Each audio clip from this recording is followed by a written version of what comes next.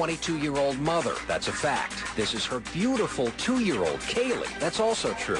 But the rest of the story is blurry at best, false at worst. Anthony claims she dropped her daughter off at this apartment on June 9th, and when she came back, the babysitter was gone. Everything she has told them so far has led nowhere. The Anthonys admit Casey has lied to them again and again. Caylee's mother, Casey, abandoned her white 1998 Pontiac in the parking lot. Tell what she knows about Caylee's whereabouts and the little girl's well-being. Sheriff's deputies testified Casey Anthony's car did smell of decomposition, and one of their dogs smelled human remains. Her own mother, locked up in jail, continues to keep her secret locked up as well.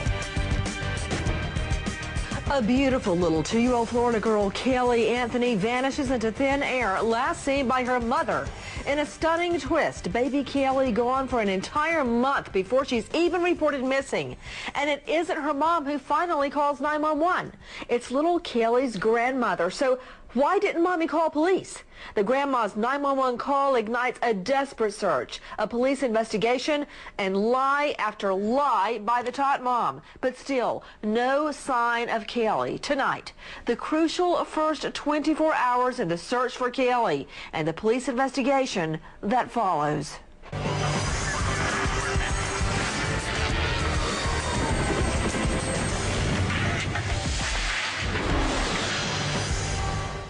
Amazingly, it all starts here at this local check cashing shop, Scott.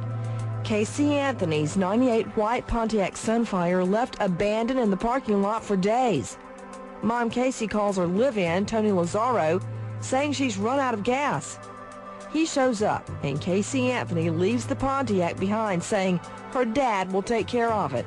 I got a call to come pick her up that she ran out of gas and where she was, and she said that she ran out of gas at the corner and that somebody helped her push her car into the Scott. So then I went and picked her up.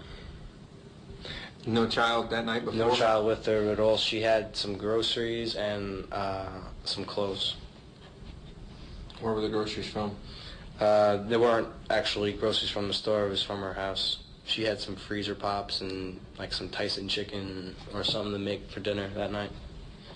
From Grandma's house? Yeah. Because there wasn't any bags, it just looked like normal plastic bags. June 15, Casey Anthony's parents, George and Cindy Anthony, get a letter from Johnson's Wrecker Service. It reveals the tot mom's car has been towed to the wrecking yard and has been sitting there for nearly 2 weeks. We received a registered letter. It was stuck on our door. I did not find that registered letter until the Sunday before Tuesday, which was, what, 13th, I guess. And when we opened it up, I mean, it just said that there was a registered letter waiting for us at the post office because obviously you can't go find out on that Sunday.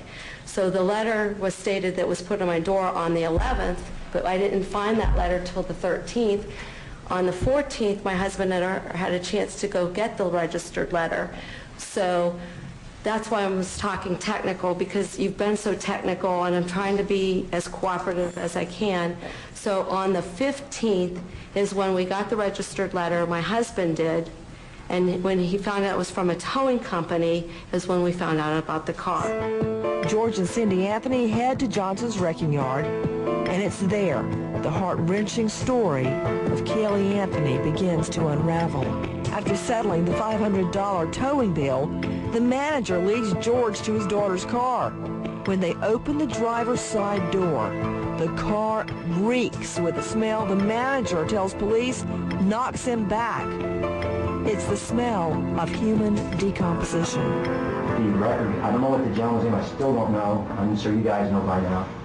But as I opened up the door, he said, "Whoa, that stink." I said, I sat in the car for a second, opened up the passenger door because I was trying to vent that thing. At this point, grandmother Cindy hasn't seen her granddaughter for 3 weeks. She finds a scrap of paper inside Casey Anthony's car. On it, the phone number for Anthony's friend, Amy Huizinga.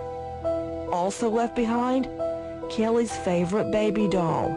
She refused to go anywhere without the doll, day or night. Determined to find her daughter and her granddaughter, Cindy Anthony calls the friend. Amy.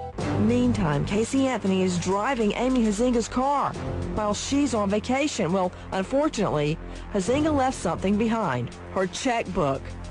Anthony caught on grainy surveillance video at a local bank and Target, allegedly forging friend Amy's checks, racking up hundreds of dollars worth of lingerie, sportswear, groceries, even cases of beer. No toys, no diapers, no baby clothes, nothing. Not a single thing for little Caylee. Caylee Anthony's check scheme later lands her multiple fraud and theft charges. Orange County Sheriff's Office detectives returned to the Anthony residence and placed a defendant under arrest for violation of Florida statutes dealing with economic crimes. The defendant was placed into custody without incident and transported here to the Orange County main office for processing of her paperwork.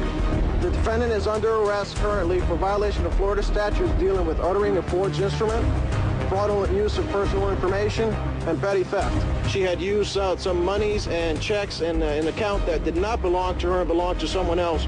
That was known to her, and that was a violation of Florida state statute. You have the investigative process. You have to make sure that you have your information that's collected. You have to have information back from the banking institution. So there's a number of dots that we need to point. We may make sure that our homework is properly done, and we'll continue to do so. Remember that there is, in any investigation of this magnitude, you have allegations and additional charges that may surface, and we'll continue to investigate those as well.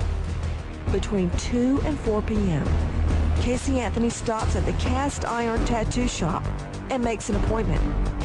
She then heads to the Orlando International Airport to pick up friend Amy Huizenga. Amy Huizenga, back from Puerto Rico, a trip Caylee wanted to make herself, but claims Caylee was the reason she couldn't go. After picking up her so-called friend, Huizenga drops Caylee off at her current live-in's apartment, Tony Lazaro. Amy drives off with no idea she's about to become involved in a major dispute between Cindy and Caylee Anthony. According to police, Huizenga receives a disturbing call from Cindy Anthony, desperately wanting to talk to Amy. Cindy Anthony tells Amy if she doesn't find Caylee Anthony will end up behind bars. Grandma called me and pretty much wondering where her daughter and granddaughter were. Briefly explained some of the situation, offered to come pick me up from the mall. After some deliberation, I decided to pick her up on that offer. She sounded very concerned, told me that if she did not find Caylee, she would end up in jail. And Grandma said that? Yes. I decided to trust her. Did you ask her why she would make a statement like that? Why? Well, she had told me that the car had been in impound since the 30th. They had just gotten it off. She hadn't seen Caylee. She was pretty panicky. Cindy tells Huizenga about the letter from the tow company and the stench in the trunk of Caylee's car. Amy confides the top mom told her she'd run over something, an animal, with the car. Grandma ever ask you about a smell coming from the car? She told me about the smell in the car ride back to Tony's place. After she had picked me up from Florida Mall, she was telling me the story about, the fact that she had gotten a letter from the impound saying that the car had been impounded since the 30th. They went to go pick it up, and that the car smelled like something had died. And Grandma tells you that? Grandma tells me that, and at that point I'm like, oh yeah, Caylee told me she had run something over with her car. And then she proceeds to tell me, she's like, oh well, we didn't know that, but proceeds to tell me the rest of the story that the impound lot, because they didn't have the keys. Yeah, but didn't you say that Caylee blamed her dad for running something over? Is what she told me, but we now know that nothing Caylee says is true. But Cindy Anthony goes on to blame the smell on pizza boxes. Pizza boxes rotting, left sitting in the car. There was a bag of pizza for, 12 days in the back of the car full of maggots. It stunk so bad. You know how hot it's been. That smell was terrible. Next, the so-called babysitter Caylee Anthony claims is a kidnapper. Nancy Grace, brought to you by Eggland's Best.